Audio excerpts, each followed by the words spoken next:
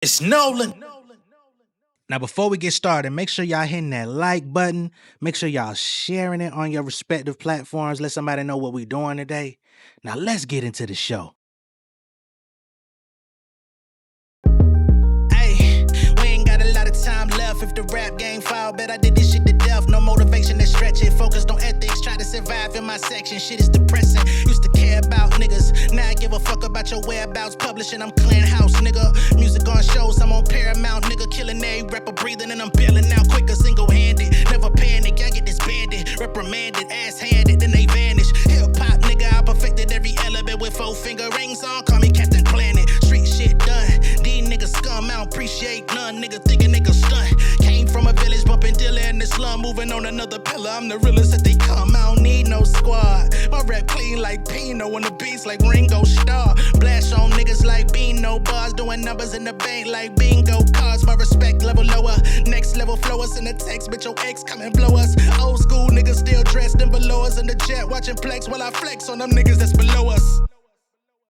What's going on, beautiful people? It's the kid J Nolan here. Welcome back to another episode of Inside the Industry, your number one source for music, entertainment, commentary, and breakdowns. Hope everybody's doing well out there this Friday. I told y'all this fucking bizarro hip-hop world was going to outdo itself in some way, shape, form, or fashion. I thought it would be sometime next week, but no. It's New Music Friday. And Gucci Mane decided to come out and release a song called Crash Dummy, talking about the situation, the robbery, the so-called kidnapping that took place where he was victimized, allegedly, by Pooh Shiesty, his father, Big 30, and some more niggas, okay? Now, there's been a lot of talk about the integrity of this situation as it pertains to Gucci Mane, what he should and shouldn't be saying, whether he should be speaking to the FBI, the feds, the investigators, or not. And now, just as Gucci Mane has been keeping silent, he hadn't said anything publicly, he decided to release a new record where he is speaking directly to the situation. This song has got people in the industry talking. A lot of people who grew up under the street rap umbrella, who came up bumping Gucci, living the trap lifestyle, are disappointed. People that thought he was supposed to uphold that thing that they looked into and looked up to, they are not pleased with Gucci. Now, I'm going to play the song on my channel today. As with all situations like this, it'll only be played in the premiere unless copyright allows it to stay. But what you know for sure is I'm going to play it in the premiere, and it'll go on patreon.com/RealJNolan, where all of these reviews and reactions live unedited, untouched. Okay?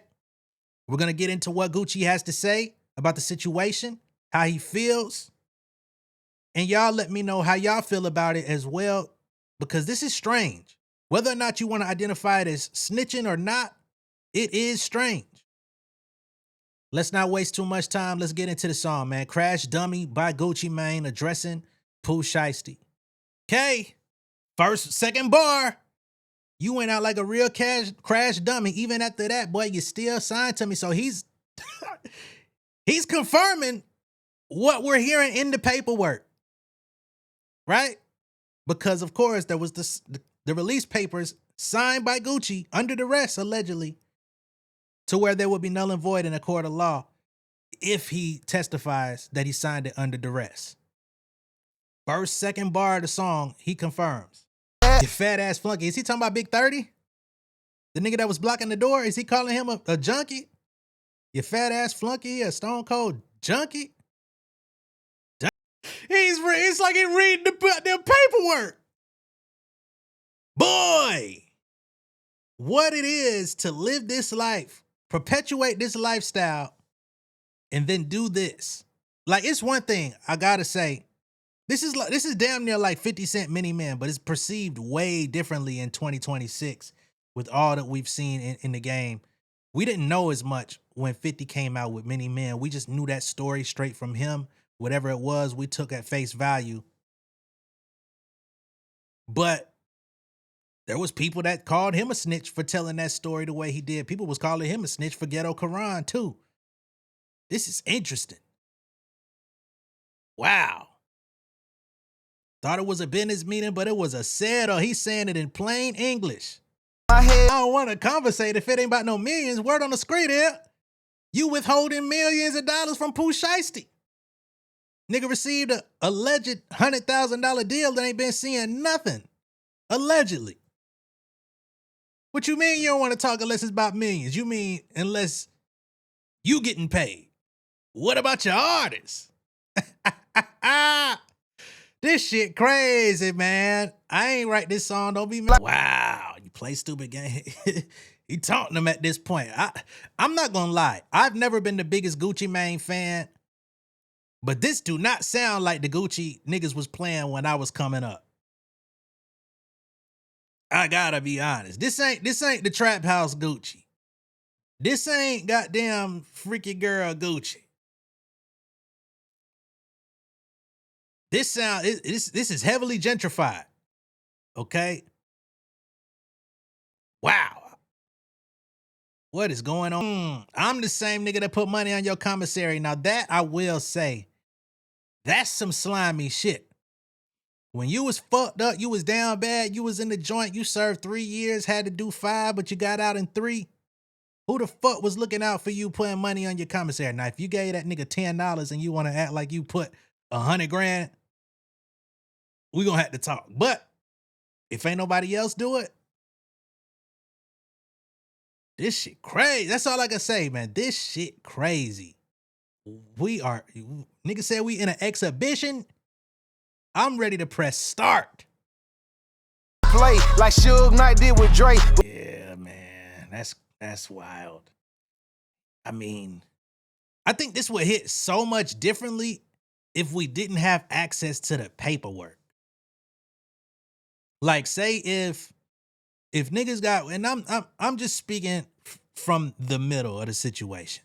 It probably sounds like I don't like this song, and I don't. But it's not because of what he's saying necessarily.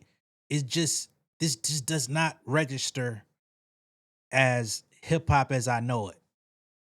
And he doesn't sound good, you know, but I've never liked Gucci like that.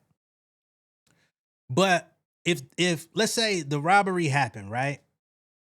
Pooh Shiesty and them, they walk away with whatever. And I know people are going to say, well, what about the alternative? If he crashes out, if he sends somebody to go kill them and get his belongings back, then we're going to be talking about how stupid Gucci is. Yes.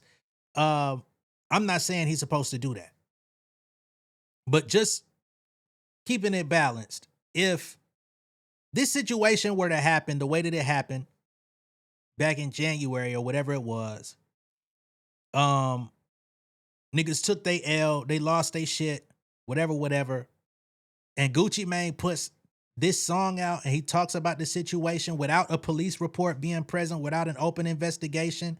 It just was something that we heard rumblings about and then it was swept under the rug and he put this song out. I think people perceive it way differently because then it's like he just telling his truth, he getting it off his chest, he's speaking that real shit. But we ain't doing no talking to the police. I think people in hip hop, based on what hip hop has meant to people over the last 2 decades, I think it's kind of crazy to just overlook it. I understand that these things do not make sense in the context of real civilian life. But a lot of principles that we talk about in hip hop don't apply to real civilian life. So this does appear strange. It does not seem like the type of move that we would have expected, especially when we just read the paperwork and now he's saying exactly what happened in the paperwork. So I think Gucci wants this nigga to go to jail. You know, they claiming that Gucci's not going to testify or take the stand. I don't know what he's going to do. That's what Big 30's lawyers say. But what the fuck does Big 30's lawyer have to do with Gucci Mane when they're the defendants? They don't know what he's going to do. So, again, all of this shit is a clusterfuck, man. Oh, man. Especially, like, This is Gucci Mane, dog. This is we smoking on Pookie Loc, Gucci Mane, dog. Like, let's keep it real. If this was, for lack of a better comparison, if this was Joyner Lucas, right? I just picked his name out of hat. We know Joyner Lucas, he's from what, Worcester, Massachusetts or whatever. You know, he raps with a little street edge here and there, but we know like he's not no super thug. We know he's not no like no extreme threat to society, right? So if Joyner Lucas, God forbid, were to get robbed or something were to happen to him and he put a song out talking about it, that would be different because his vantage point is coming from such a different place. It's more of a civilian type of persona. He has the rap and the edge and the bravado and he talks about certain street elements, but we know he's not like a menace to society. Gucci Mane's entire everything, the reason why we know who Gucci Mane is, the reason he's been able to sustain a career is because he's perpetuated that persona for 20 years. Street code, no snitching, never, I'd rather die than tell on a nigga, right? Me personally, I can't relate with that. But that's who you been. It's just like when people say, oh, you lie, you contradicting yourself, you're being a hypocrite. You know, and I'm not here to condemn Gucci Mane for his actions because I'm not in a place to condemn him for his actions, right? But I will say that the mystique, the veil, has been lifted and it does appear strange. Am I happy for him to do what's best for him and his family? Absolutely. That has no bearing on me. But this is a man who said he would never do this. He would never send another nigga to jail no matter what the consequences are. And then to do this and do this song and have your name in paperwork and all of this different type of shit, it does look interesting. You know what I mean? I just had somebody the other day that was like, man, y'all be doing commentary, y'all be talking too much, man. Let the police do their job. Well, what do you say now when Gucci Mane comes out and says the very same thing that's in the police paperwork in his song? You gonna be mad at me for covering it? Can't be mad at me. I don't know. But let's get to some of the other folks in the industry that have their feedback on this situation. So Lil Boosie of all people, and I don't really support Boosie all that much either, though, although he does have a couple big hits that bang. He saw this post on social media. It said Gucci Mane calls out Pooh Shiesty and Big 30, a new song. You went out like a crash dummy, and after all of that, you still signed to me. Boosie comes out and he puts SMH in the comments, shaking my head. He's disappointed. 42 Doug, who's one of the quintessential street rappers of today, he came out and tweeted after the song came out, this gotta be a joke. You know, because again, there's a lot of motherfuckers who grew up on Guwap that really was playing his music, doing dirt in the streets, living by the code, playing that music. That was the soundtrack to them doing fucked up shit. And they see him now presenting something different. And again, it'd be different if he was coming out like on a whole new wave, like just like preaching. I wouldn't say preaching, but like on some clean up the streets type shit. But that ain't even the wave he on. He just like, nigga, fuck y'all. I'ma get me. Which, hey, I can't be mad at him. But the niggas who were led by his movement, they feel away. You got Duty Low here, who's affiliated with Lil Durk, the OTF. Once again, youngest who came up under that wave. He saw the post from Gucci Mane. Crash Dummy drops tonight at midnight on all platforms. He comes out and says, you bogus as hell. My age grew up to you, nigga. You had us crashing out. Pure fuck, nigga. Lost all respect. Free Shiesty. Free Big 30. Free the guys. Now, I ain't saying free nobody who did no fucked up shit, me personally. But Duty Low said, fuck Gucci, free them niggas, man. You was supposed to keep your mouth shut and let the courts do what they do.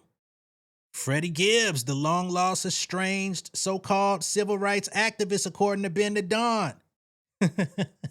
He comes out and he says, wow, this rap shit. 5:03 a.m. I guess he played it on the wake up this morning and was completely baffled.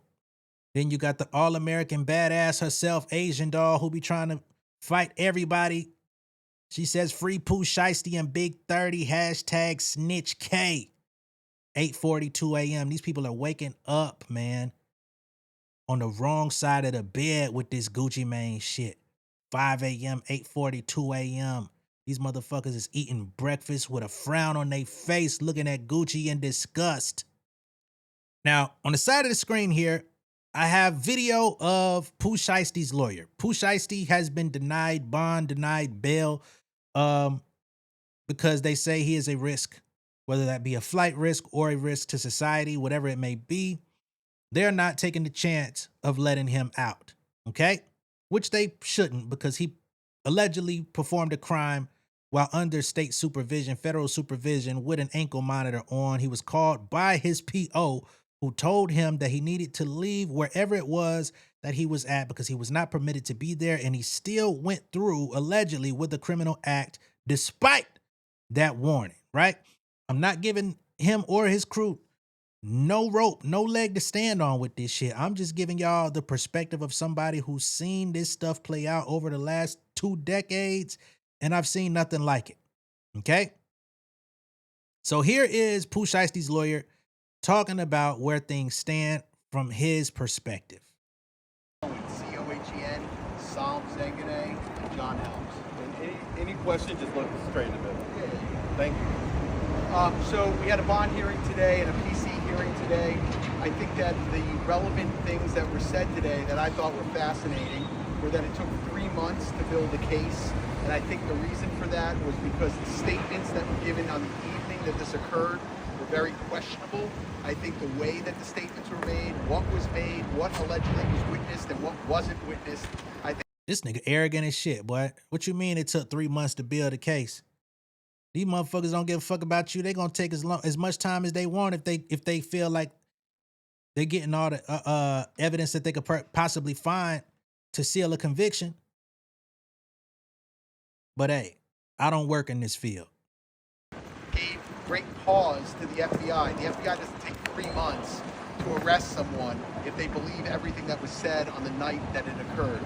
They were involved the first night, and then nothing happened for 3 months. In addition to that I thought was quite embarrassing was that an FBI agent says they don't have the resources to keep their eye on an individual. This is allegedly an individual that committed a crime that they then didn't watch to see if the guns were present, if the jewelry was present. And what didn't we hear today? What we didn't hear today is there is no contract, this mystery contract. They have no contract. They have no video of this. Okay, once again, so now he's saying that the feds have nothing.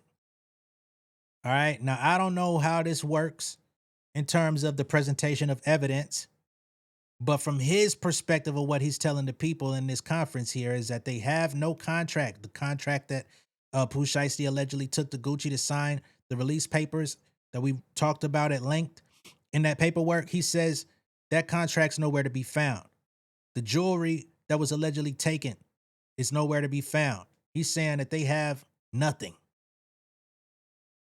Now, again, I don't know how this works, so we're just going to have to see, because you best believe this is going to be a very high-profile trial, and if that's what he's banking on, I don't know how that's going to go.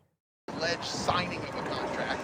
They have no guns, they have no jewelry, they have none of that physical evidence. What they have is they have allegedly 5 individuals, one of them being a very well-known individual that is allegedly cooperating with the government and making these allegations against my client and many more. I'm going to take like 1 or 2 questions and then we're going to scoop. You're essentially arguing they've got only a he said kind of case, no evidence. Correct.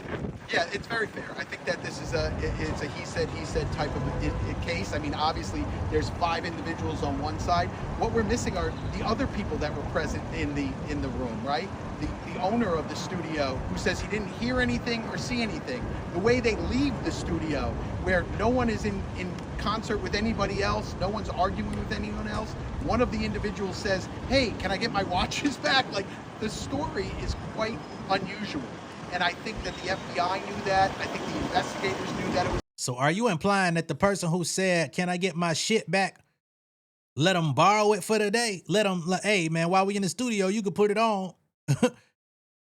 But can I get it back, please? This motherfucker here, if this is, I mean, it's his job. He got to be a defense attorney. He got to play defense. He got to make it seem like Pooh Shiesty just magically appeared in a place where he wasn't supposed to be, showed up to a recording studio where no music was made. That's got to be explained. Was they playing Madden and 2K? Like, but the way he's making it seem is like Pooh Shiesty is being lied on. Like none of this ever occurred or anything, and this is just a great misunderstanding. I don't know about that. Unusual, and I think that's why it took so long to make the arrest. What is your response to the judge saying that, you know, your client still violated the terms of this ankle monitor location?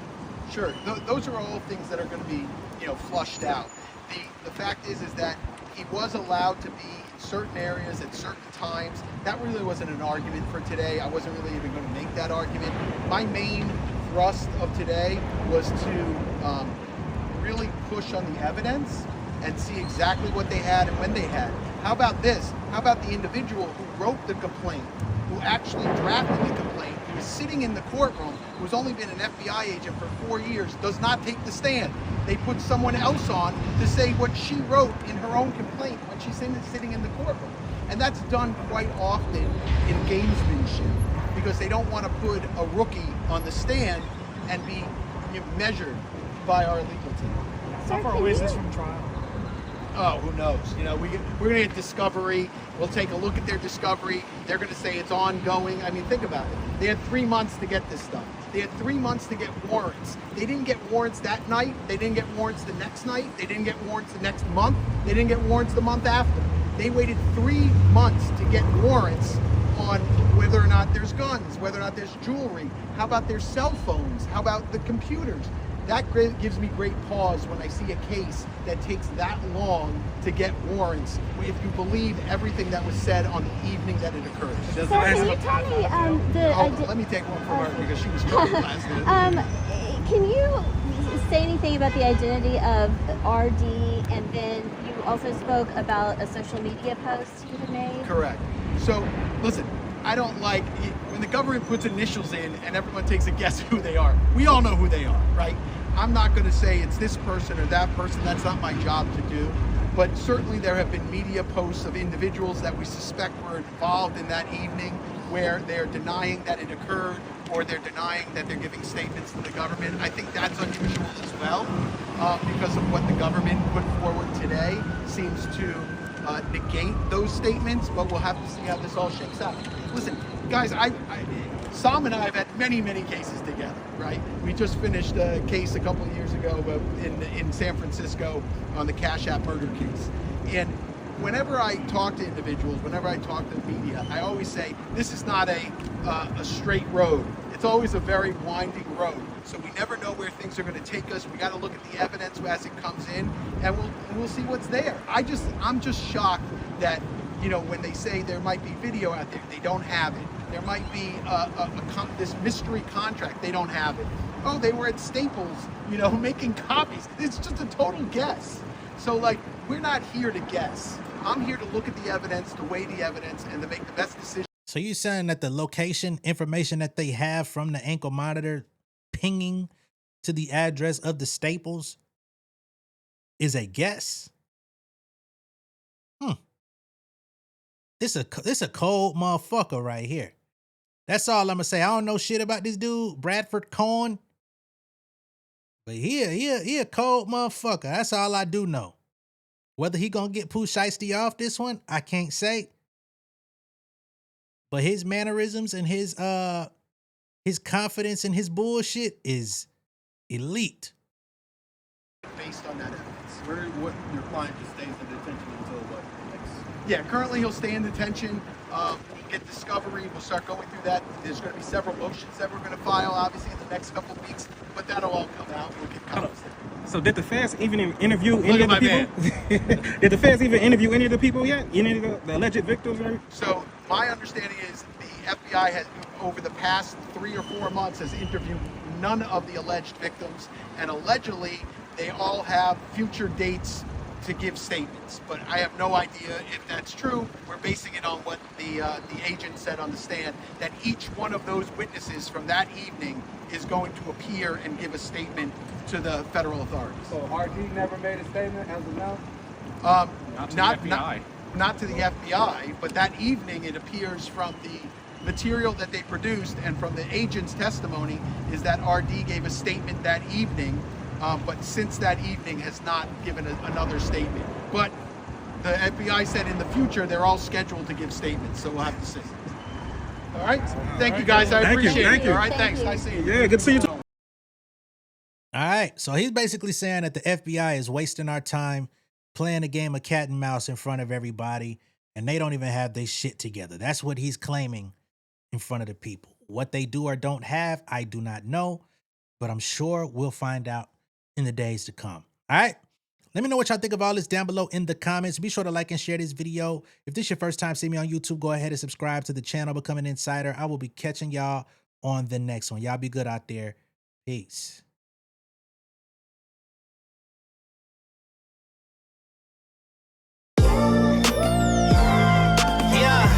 Family over fame in this bitch, yeah. The glory of living righteous is setting in. My street knowledge and education's a perfect blend. Young mogul, independent, I've been setting trends. The first one from my family to be faithfully wed.